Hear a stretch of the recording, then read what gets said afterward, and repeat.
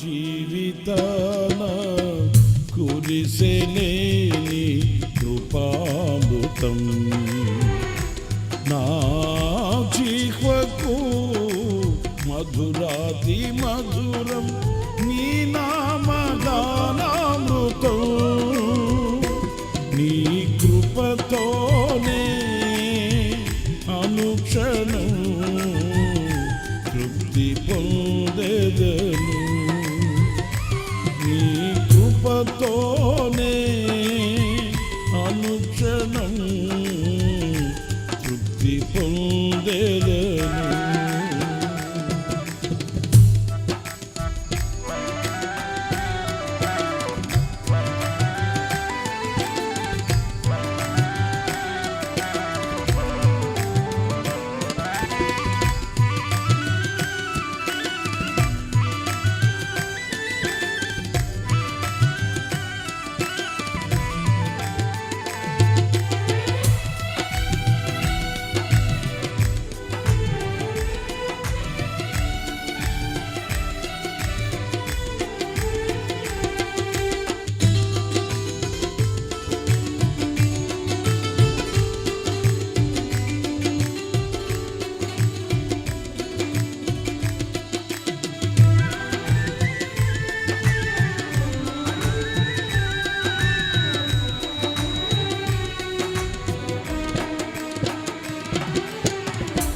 నీ దయ నుండి దూరము కాగా ప్రేమతో పిలచి పలుకరించితివే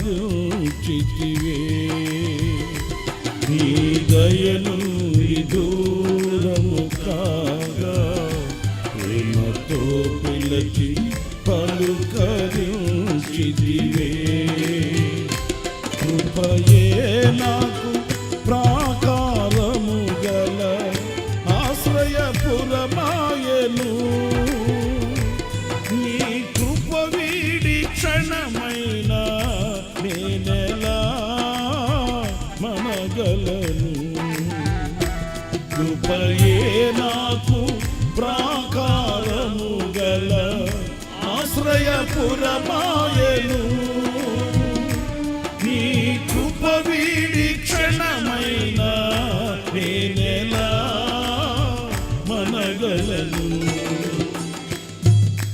నా జీవితాన కురిసెలేని కృపామృతం నా జీవకు మధురాతి మధురం నీ నామగానామృతం నీ కృపతోనే అనుక్షణం తృప్తి పొందెదను.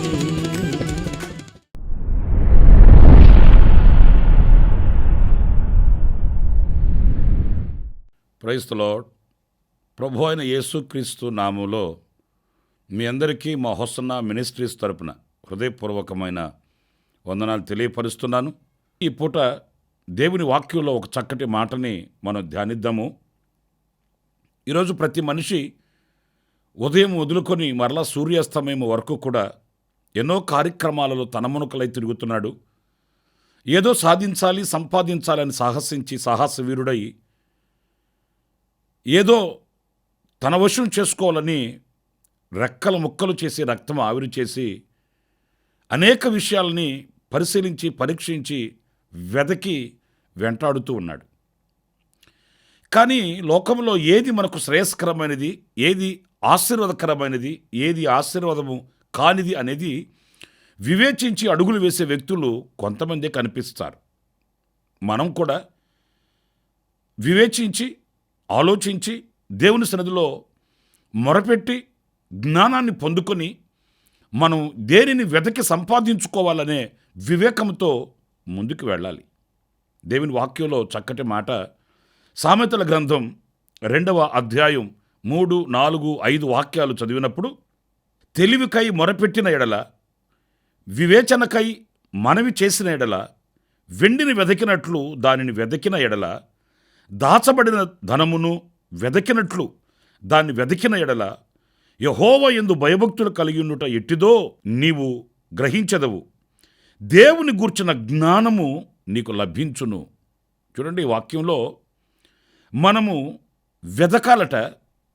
ఎలా వెదకాలి అనంటే, వెండిని వెతికినట్లు, దాచబడిన ధననిధిని వెతికినట్లు మనము వెదకాలట. దేనిని అంటే జ్ఞానాన్ని, తెలివిని. ఈరోజు శ్రేష్టమైన దానిని పోగొట్టుకుని అల్పమైన దానిని మనం సొంతం చేసుకుంటున్నాము. ప్రియులారా, జ్ఞానం అనేది చాలా శ్రేష్టమైనది, ధనము కంటే శ్రేష్టమైనది. ఈ లోకంలో మనకు దొరికే భోగభాగ్యాలు లేక పదవులు, ఆధిక్యతల కంటే కూడా ఎంతో శ్రేష్టమైనది జ్ఞానం, తెలివి. అందుకే పైనుండి వచ్చు జ్ఞానం మనం పొందుకోవాలట. అంటే దేవుని యొద్ద నుంచి వచ్చే ఆ జ్ఞానాన్ని మనం పొందుకున్నప్పుడు ప్రతి దానిని కూడా మనం వివేచించగలుగుతాము. మనకు క్షేమకరమైనది ఏంటి, క్షామకరమైనది ఏంటి, ఇరుకు మార్గం ఏంటి, విశాల మార్గం ఏంటి, ఉన్నతమైన మార్గం ఏంటి, అల్పమైన మార్గం ఏంటి, ఏది మనకు శ్రేయస్కరమైనది, ఇవన్నీ మనకు వివేకము, ఆలోచన, జ్ఞానము కలిగినప్పుడు మనకు లభిస్తాయి, మనకు చేరువ అవుతాయి.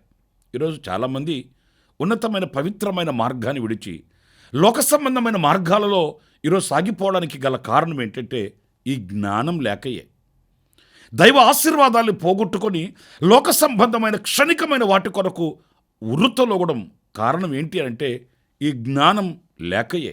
అందుచేత కుటుంబాన్ని కట్టుకోవాలి అని అనుకున్నా, మన వ్యక్తిగత జీవితాన్ని సరిదిద్దుకోవాలి అని అనుకున్నా, దేవునితో ఒక అత్యున్నతమైన సహవాసం కలిగిన వారమై ఆయనతో మనం లీనమైపోవాలి లేక ఆయనతో సహజీవనం చేయాలి అని అనుకున్నా, వీటన్నింటికీ కారణం మనకు దైవ జ్ఞానం కావాలండి. అందుకే జ్ఞాని అని సొలొమోను ఆయన మరొకటే ఏం కోరుకోలేదు, కానీ దైవ జ్ఞానాన్ని కోరుకున్నాడు. ఆ దైవ జ్ఞానం చేత అతనికి ఘనత కలిగింది, కీర్తి కలిగింది, ప్రశంసలు కలిగాయి. రాజ్యాన్ని సుభిక్షతో సమాధానంగా ఆయన పరిపాలించుకోగలిగాడు. ఈరోజు ఆ దైవ జ్ఞానం కొరకై మనం మొరపెట్టుకోవాలి, ప్రార్థన చేయాలి, వెదకాలి. ఆ దైవ జ్ఞానాన్ని మనం సంపూర్తిగా పొందుకునే వారమే అయితే మన జీవితం విజయవంతమవుతుంది. ప్రతిదినం మనం ఆశీర్వాదాన్ని చూడగలుగుతామనే విషయాన్ని మనం గ్రహించాలి. ఇక రెండవ విషయం మీకు నేను జ్ఞాపకం చేస్తాను. అది పేతురు రాసిన మొదటి పత్రిక 3వ అధ్యాయం 11వ వాక్యాన్ని నేను చదువుతున్నానండి. అతడు కీడు నుండి తొలగి మేలు చేయవలెను, సమాధానమును వెదకి దానిని వెంటాడవలెను. చూడండి, సమాధానమును వెదకి దానిని వెంటాడాలట. ఈరోజు చేతి నిండా డబ్బు వస్తే, ఇంటి నిండా జనం ఉంటే, ఒంటి నిండా బంగారు ఉంటే మనిషి అహంకారపు మత్తు, డబ్బు ఎత్తు కలిగి గర్వమనే గుర్రవెక్కి ప్రయాణం చేస్తున్నాడు. నాకేంటి, నాకు కొదువేంటి అనే అహంకారపు మత్తు మనిషిని ఊరేగిస్తుంటుంది. అంతేగాని నా హృదయం సమాధానము కలిగి, నేను అందరితో ఐక్యత కలిగి, ఈ సమాధానము నేను కలిగి బ్రతకాలన్న ఆశలు ఈరోజు మనిషికి అరుదైపోతున్నాయండి. మీరు జాగ్రత్తగా వినండి ప్రియా సహోదరులారా.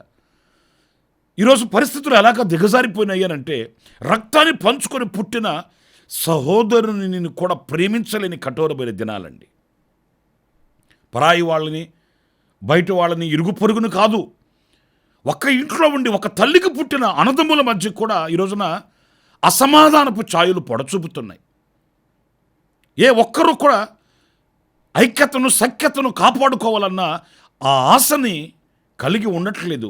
అహంకారపు అనుభవాలలో ముందుకి కొనసాగుతున్నారు.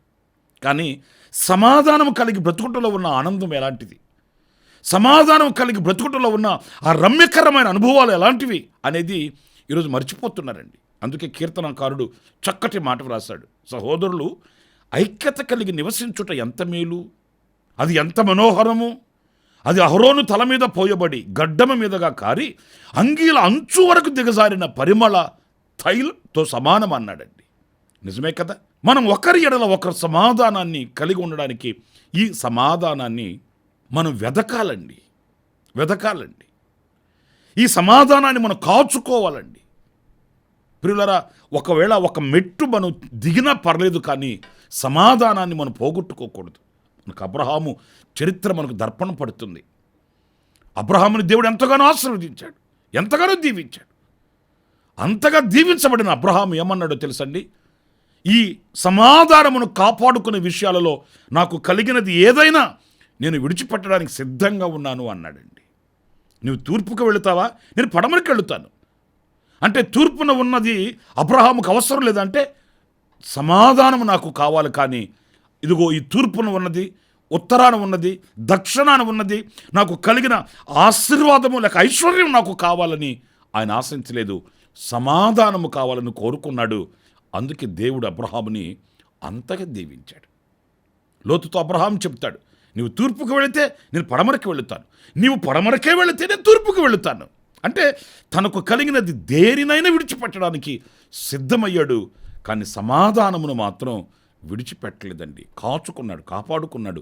ఆ సమాధానమును వెదకి ఆయన పొందుకున్నాడు గనుక దేవునితో కూడా సమాధానంగా ఉండగలిగాడండి.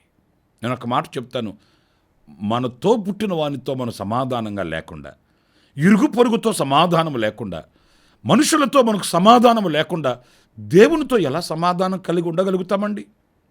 దేవుని వాక్యం కూడా చెప్తుంది, నీవు అర్పణ అర్పించేటప్పుడు మొదట నీ అర్పణ అక్కడ పెట్టి నీ సహోదరునితో సమాధానపడి వచ్చి ఆ తర్వాత అర్పణ చెల్లించమని దేవుని వాక్యం అంటుంది.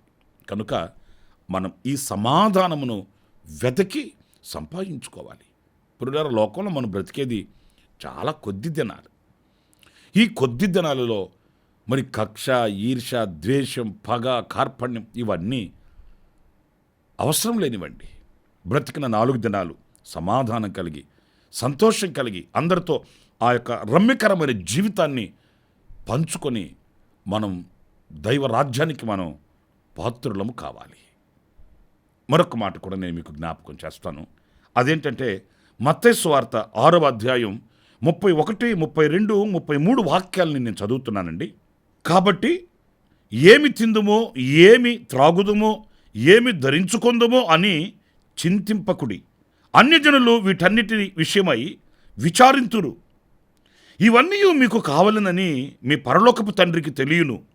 కాబట్టి మీరు ఆయన రాజ్యమును, నీతిని మొదట వెదకుడి, అప్పుడు అవన్నీ మీకు అనుగ్రహింపబడును. ప్రియులారా, చూడండి, ఇక్కడ మనం ఉదయం మొదలుకొని రాత్రి వరకు ఇదే ఆలోచన కలిగి ఉంటాం. ఈరోజు ఇవి, రేపేంటి, మర్నాడేంటి, తర్వాత ఏంటి, ఇవే ఆలోచనలు మనల్ని వేధిస్తుంటాయి. కానీ వాక్యం అంటుంది, మీరు అలా వాటిల్ని ఆలోచించి చింతించకండి. మీరు ఏమి తినాలనో, ఏమి త్రాగవలనో ప్రభువుకు తెలుసు. అన్యజనులు కూడా ఇలాగే వాళ్ళు చింతించుచున్నారు కదా, మరి అన్యజనులకి మీకు ఏంటి వ్యత్యాసం? గనుక ఏమి తిందుమో, ఏమి త్రాగుదమో అని విచారము కలిగి ఉండకుండా ఆయన నీతిని, ఆయన రాజ్యమును మొదట వెదకండి. నీతిగా, నిజాయితీగా, భక్తిగా, యథార్థంగా ఎలాగ బ్రతకాలి, ఆయన రాజ్యంలోనికి మనం ఎలా ప్రవేశించాలి, ఆయనతో కూడా మనం ఎలా వసించాలి, ఈ ఆత్మ సంబంధమైన వాటిల్ని మనం వెదకాలట. అంతేగాని అంత సంపాదించుకుంటున్నారు, ఇంత సంపాదించుకుంటున్నారు జనులు, మరి నేను ఇంకా ఏం సంపాదించుకోలేదు, ఏమి సంపాదించుకోవాలి, ఏది కూడగట్టుకోవాలి, ఏది మూట కట్టుకోవాలి, ఏది దాచుకోవాలి, ఇవి కాదు మనకు కావాల్సింది. దేవుని రాజ్యములో మనం యుగాయుగములు జీవించవలసిన వారమండి. ఆయనతో మనం వసించవలసిన వారమండి. ఆయన సింహాసనమున మందు కూర్చుండి ఉన్న ప్రకారం మనము కూడా ఆయనతో కూడా సింహాసనమునందు మనం కూర్చోవాలి. ఈ ఉన్నతమైన దర్శనం మనకు ఉండాలండి. అందుచేత ఆయన నీతిని, ఆయన రాజ్యమును మనం వెదకాలట. ప్రియులారా, ఆయన నీతిని వెదకడం అంటే ఏంటి? ఆ నీతి మనం ధరించుకునే వారమై ఆ నీతిని అనుసరించి నడవడం, ఆ నీతికి మన శిరస్సు వంచి దేవుని నీతిని నెరవేర్చడానికి సమ్మతించి మనం బ్రతకడం అండి. చాలామంది వాడుక భాషలో ఏమంటారు, వాడుక పదంగా ఏమంటారంటే, నీతిగా నిజాయితీగా బ్రతికితే ఈరోజు నా లోకంలో బ్రతకలేమండి అంటారు. లోకంలో బ్రతకమని ఎవరు చెప్పారు? క్రీస్తులో బ్రతకవచ్చు. ఒకవేళ నీతిగా నిజాయితీగా బ్రతికితే లోకం మనల్ని వెలివేయవచ్చు, లోకం మనల్ని కన్నెర చేసి చూడవచ్చు, విషపు చూపులు చూడవచ్చు. కానీ క్రీస్తులో అది మాధుర్యంగా ఉంటుంది. క్రీస్తులో మనకు ఒక ఉన్నతమైన ఆశీర్వాదాన్ని కలిగిస్తుంది. క్రీస్తులో మనకు ప్రతిఫలాన్ని ఇస్తుంది, నీతియుక్తమైన ప్రవర్తన. అందుచేత దేవుని నీతిని, ఆయన రాజ్యమును మనం వెదకాలని దేవుని వాక్యం చెప్తుంది. నేను 3 విషయాలు మీతో చెప్తూ వచ్చాను. జ్ఞానమును మనం వెదకాలట, 2 సమాధానమును మనం వెదకాలట, 3 ఆయన నీతిని, ఆయన రాజ్యమును మనము వెదకాలి. అవి మనకు శ్రేష్టమైనవి. అలాంటి కృప దేవుడు మనందరికీ అనుగ్రహించునుగాక. ఆమేన్. తలలు వంచండి, చిన్న ప్రార్థన చేసుకుందాం. కృపా సత్య సంపూర్ణుడా, జీవాధిపతి అయిన ప్రభువా, మీకు వందనాలు. నైనా మేము ఈ లోకంలో ఏమి వెతకాలి, దేనిని మేము సంపాదించుకోవాలన్నది నీ లేఖన భాగాలలో నుంచి మాతో మాట్లాడుతూ వచ్చారు. అందుకు నీకు స్తోత్రాలు చెల్లిస్తూ, నాయన ఇలాంటి వివేకమైన మనస్సుని మీరు మాకు ప్రసాదించి, జ్ఞానమును, సమాధానమును, మీ రాజ్యమును, మీ నీతిని వెదకిన వారమై ప్రతిఫలాన్ని పొందుకోవడానికి మాకు ఒక్కొక్కరికి కృపను అనుగ్రహించమని, ఇదిగో ఈ రోజున ఎవరైతే ఈ మాటలు విని నీ సన్నిధిలో ప్రార్థన చేసుకుంటున్నారో వారందరి మీద మీ దృష్టి నిలిపి వారి కుటుంబాలను ఆశీర్వదించి దీవించమని, వారి హృదయ అభిలాషలు తీర్చమని యేసు నామములో ప్రార్థన చేసి వేడుకొనుచున్నాను తండ్రి. ఆమెన్. ఆమెన్. ప్రభు కృప సదాకాలం మీకు తోడై ఉండుగాక. ఆమెన్. ప్రతిదినము ఈ అనుదిన కృపాను సందేశముల కొరకు, ఇంకా మరిన్ని ఆత్మ సంబంధమైన సందేశాల కొరకు ఈ మా యూట్యూబ్ ఛానల్ ను సబ్స్క్రైబ్ చేసుకోండి. Pastor Ramesh hosanna ministries.